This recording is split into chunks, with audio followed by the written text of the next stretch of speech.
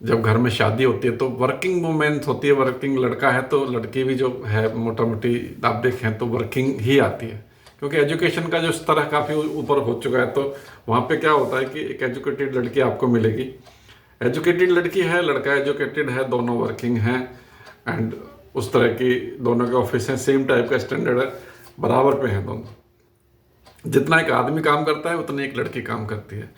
अब जब वो नई नई शादी होती है तो शुरू में तो नहीं पता चलता, एक दो महीने, लेकिन शुरुआत उसके बाद होती है।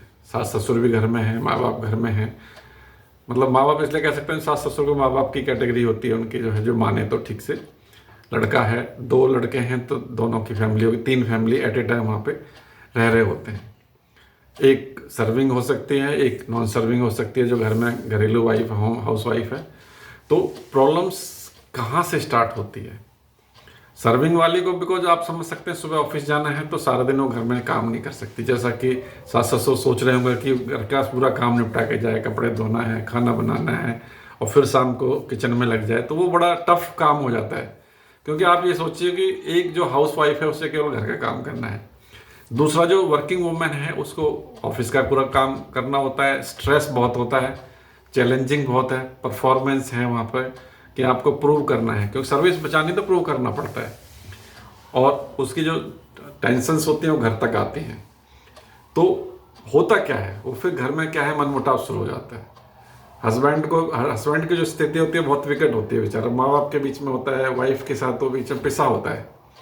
तो अब इसका समाधान मतलब कैसे, मैं जो देख पा रहा हूँ, जो आज के जनरेशन जो टूटन है या बिखराव है घरों में, बहुत सारे, मैं किसी का नाम नहीं लेना चाहता, जितने भी हम सोसाइटीज़ में देख रहे हैं, क्या रीज़न है?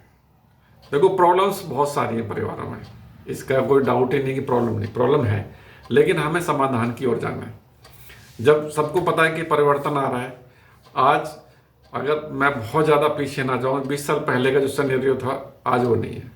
20 साल पहले भी लेटर और चिट्ठी चला करते थे, अगर कोई चिट्ठी लिखता था तो 3 दिन 4 दिन में पहुंचा करती थी, पोस्ट कार्ड चलते थे, टेलीग्राम चलता था, और तो 20-25 साल पहले टेलीग्राम चलता था।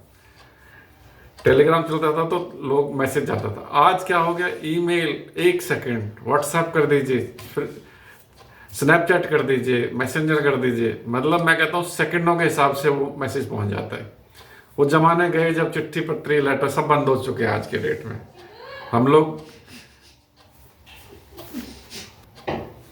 तो जो समस्या का समाधान कैसे होगा, समस्या का समाधान जितना मैं समझ पा रहा हूँ, देखो सबको ब्रॉड माइंडेड होना पड़ेगा। हस्बैंड को भी कंट्रीब्यूशन करना है, जो न्यूली वेड वाइफ है, जो घर में आई है, लड़की आई है, उसको भी कंट्रीब्यूट करना है, एक अंडरस्टैंडिंग बनानी पड़ेगी घर का कैसे काम होगा। सास ससुर को भी बहुत ज़्यादा कंट्रीब्यूशन करना पड़ेगा, उन्हें अंडरस्टैंडिंग होनी पड़ेगी कि भाई वो अपना काम खुद करें, और खुद करने के साथ साथ अगर बच्चे घर में हैं तो उनकी हेल्प करें, उनको स्कूल ले जाना है, लाना है, और अगर घर में कुछ थोड़ा सा काम हम कर सकते हैं सभी लोग मिलके तो तभी वो हेल्प हो जाएगा। हमें सुधरना होगा।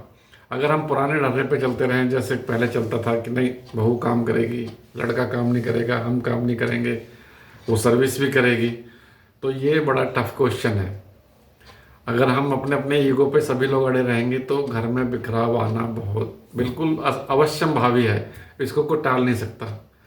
दूसरी तरफ एक जो समाज का स्ट्रक्चर बना हुआ है, आजकल लड़कियों को भी सोचना पड़ेगा कि भाई कंप्रोमाइज है, बेसिकली हस्बैंड को भी समझना है, लड़की को समझना है, सास ससुर समझना है। एक वर्ड जो कंप्रोमाइज होता है ना, फैमिली के लिए कंप्रोमाइज वर्ड परफेक्ट वर्ड है। अगर हम सब कंप्रोमाइज करते हैं, कोऑर्डिनेशन करते हैं घर में, तभी हमारी फैमिली ठीक चलने वाली है।